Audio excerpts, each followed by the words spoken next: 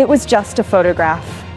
A school event, smiling faces, painted cheeks. And there in the back row, barely visible beneath the soft lighting, was Jack Sullivan. He wasn't smiling. Zoom in. Look closer. There, just beneath his right eye, a faint shadow. Not lighting, not dirt, a bruise, a black eye. No one could say how it got there. Not his teachers, not the daycare, not even his mother. Weeks before Jack and his sister Lily vanished, that photo would have meant nothing. An ordinary childhood mishap, maybe. But in a town choking on silence, a town where 2 children vanished without a trace, this one image felt like a match dropped on dry leaves. Because bruises don't lie, and sometimes they outlive the people who try to cover them up. This is where everything began to unravel. Not with a police report, not with a confession, but with a bruise. A bruise that no one could explain, on a boy who can no longer speak for himself. In the days after that photo resurfaced, questions began to leak from the cracks in the community's silence.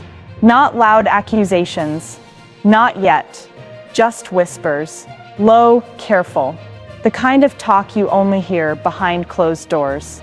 What happened to Jack's face? Why didn't anyone say anything? And most of all, who was he with that weekend? The name that kept surfacing was Daniel Martell, Jack's stepfather, the man who claimed to love him, protect him, provide for him.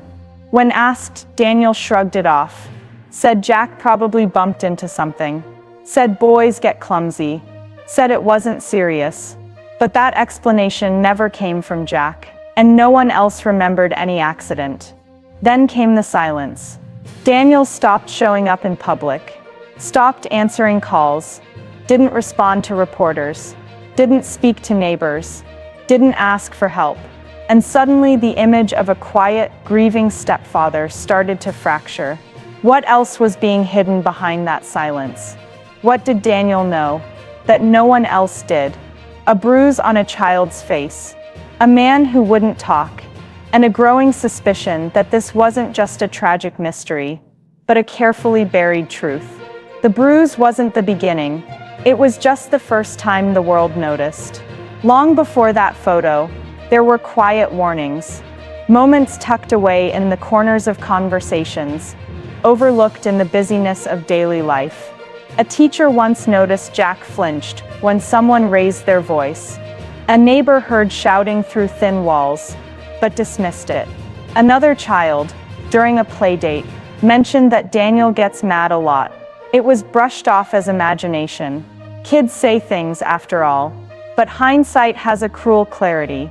Because when you line those moments up, like broken pieces of a mirror, a pattern begins to emerge. Not loud, not obvious, but persistent. There was no official report, no social services file, no intervention, not because no one cared, but because no one thought it was serious enough.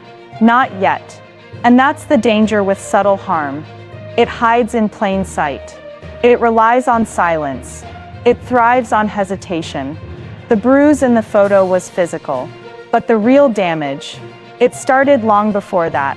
It was the fear Jack couldn't name, the tension Malia tried to explain away, and the community's decision to look the other way, until the children were gone. Sometimes the loudest signs come in whispers, and Jack had been whispering in his own way for weeks.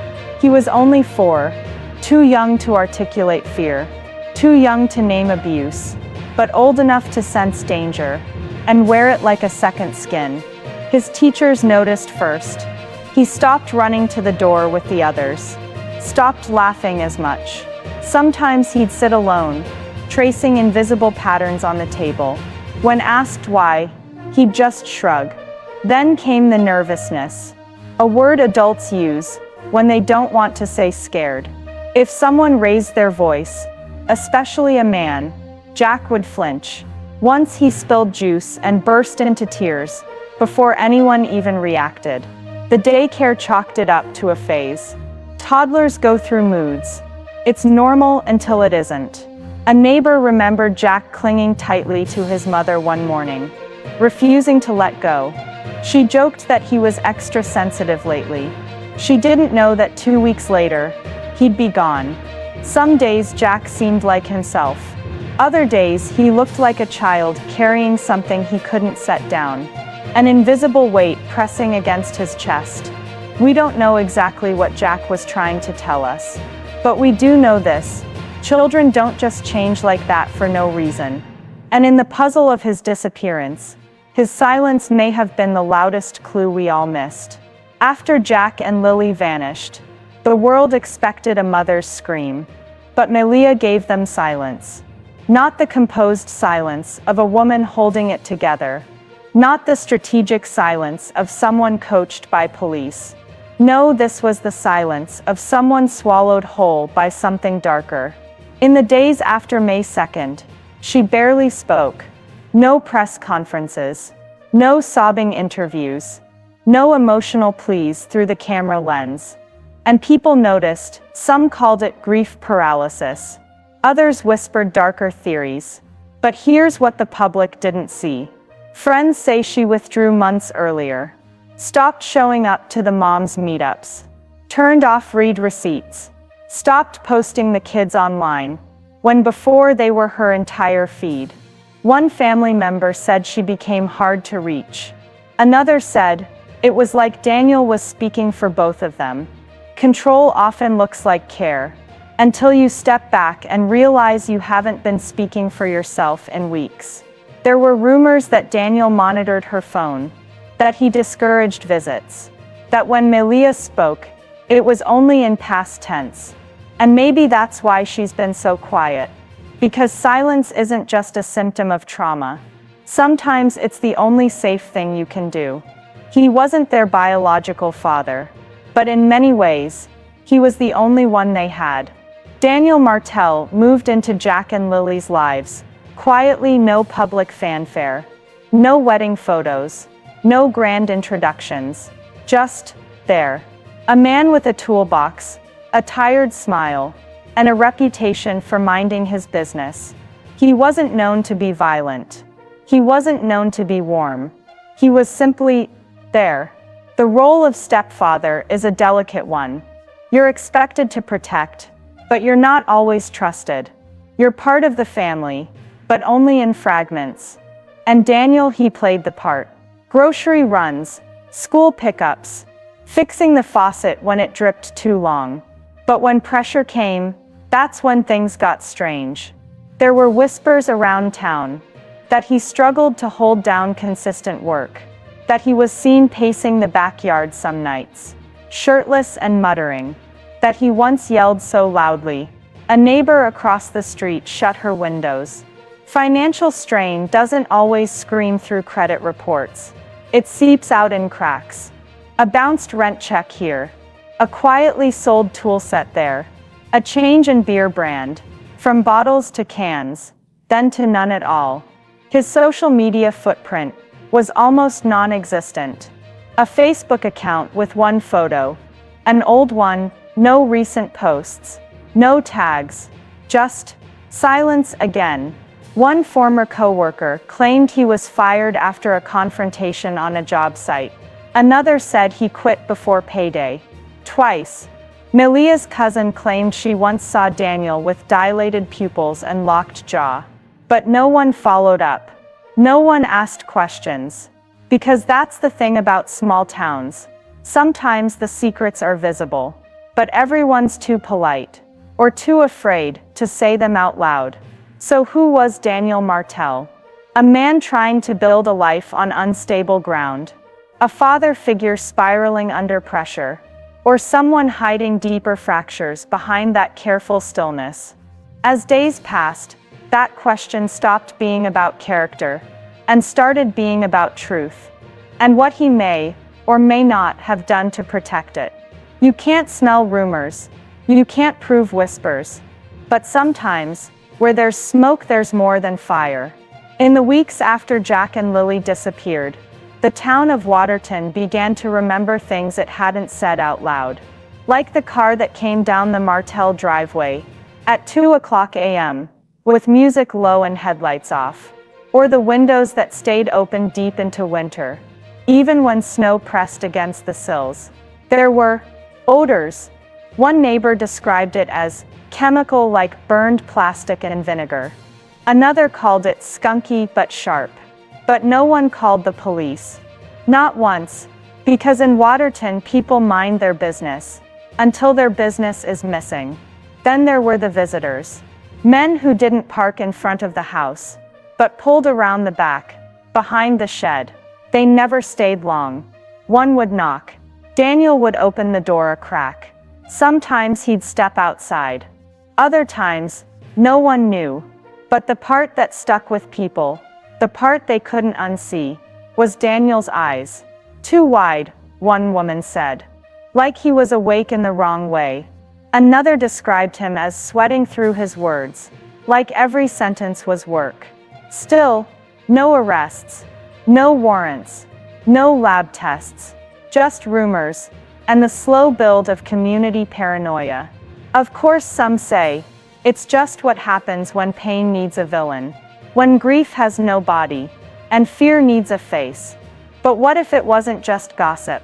What if those strange visitors weren't just old friends? What if those smells were more than bad food or cheap incense? What if Daniel wasn't just struggling to cope, but spiraling into something darker, long before that morning in May? Because sometimes the truth isn't hidden. It's scattered in pieces we refuse to pick up, until it was too late. And now, as the walls of that house grow quieter, the silence inside starts to sound like a confession. In every missing person's case, there's a moment where time stops making sense. For Daniel Martell, that moment is between 4 a.m. and 7:12 a.m., the hours before Malia called the police, the hours the children vanished. According to Daniel, he was asleep. But sleep, as the RCMP noted, is not a timeline. It's an excuse that doesn't remember itself. He claimed he'd been home all night, that he heard nothing, saw nothing, knew nothing, until Malia came into the room crying, whispering, "They're gone." But here's the problem.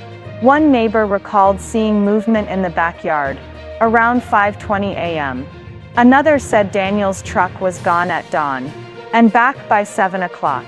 A convenience store clerk swore someone matching Daniel's build came in barefoot, sweaty, and bought just a lighter.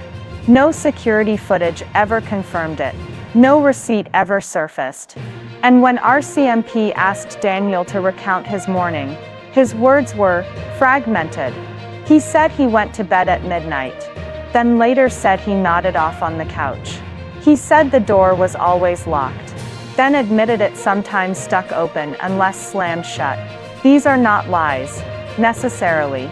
But in cases like these, every contradiction becomes a crack. And eventually cracks reveal what's been buried beneath them. Did Daniel leave the house that morning? If so, why? Why didn't he hear the sliding door open? Why was the blanket gone, but not the boots? Why were the lights off? The house undisturbed, but the entire world, for Jack and Lily, had changed. As investigators pushed deeper, Daniel pulled further away. His phone data was inconclusive. His clothing never tested, and no warrant was ever issued. But the missing hours remain, not just in time, but in truth. Because between the last time the children were seen, and the first time someone noticed they were missing, there was a window. And Daniel Martell was the only adult who claims to have slept straight through it. When children go missing, communities rally, flyers go up, boots hit the ground, strangers become searchers, and time becomes the enemy. But in the hours, days, and weeks after Jack and Lily vanished, Daniel Martell was almost nowhere to be found. He didn't show up to the first community-led search. He wasn't seen handing out flyers. He never took the mic at a press conference. He didn't walk with the volunteers through the fields behind Gerlach Road, or down to the creek where the pink blanket was found. Instead, he stayed home. Or at least that's what people said. Because no one could say for sure. A father, or a stepfather, might be expected to scream their names, to demand answers, to break down in front of cameras, to beg. But Daniel did none of that. And that silence, it wasn't just noticed, it was remembered. People began to ask, was he grieving, or was he avoiding? He later claimed he was supporting Malia in private, that she was too broken to function, and someone had to keep the house together. But grief doesn't always need structure. Sometimes it needs witnesses. And Daniel refused to be seen. One volunteer said, "We thought he'd at least show up for one of the big searches." But no, not once.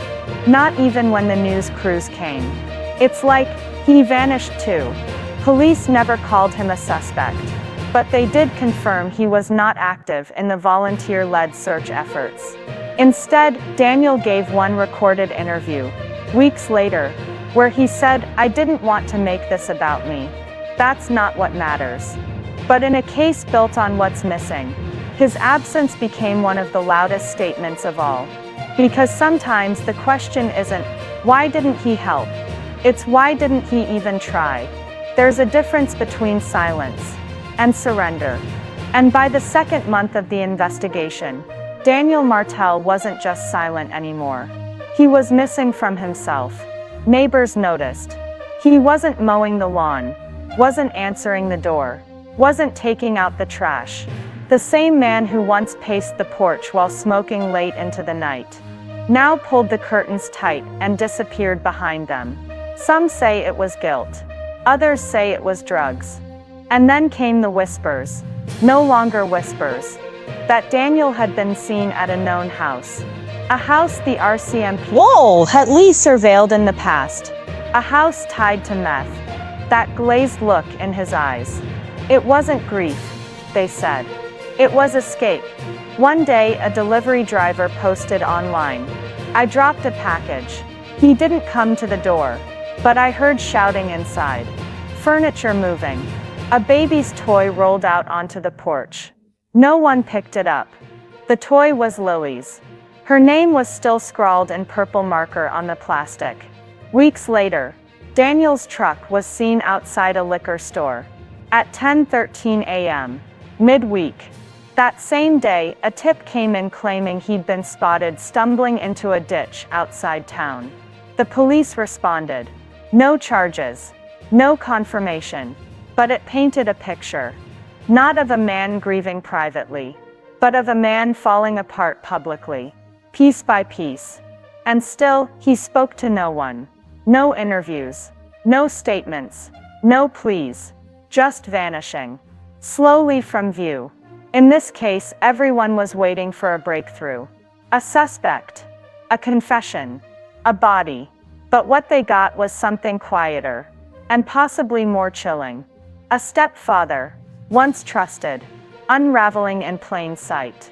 Not with screams, but with silence, bottle caps, and blackout hours. And when you see someone disappear in front of you, you can't help but wonder, what else are they capable of hiding? A toddler with a bruise is not uncommon, but a toddler with a black eye, weeks before he vanishes without a trace, that's not something you brush off with a laugh, or a clumsy excuse. And now, months after the disappearance, that one photograph has resurfaced, hauntingly, sharpened, analyzed. A pediatric trauma expert, speaking anonymously, reviewed the image.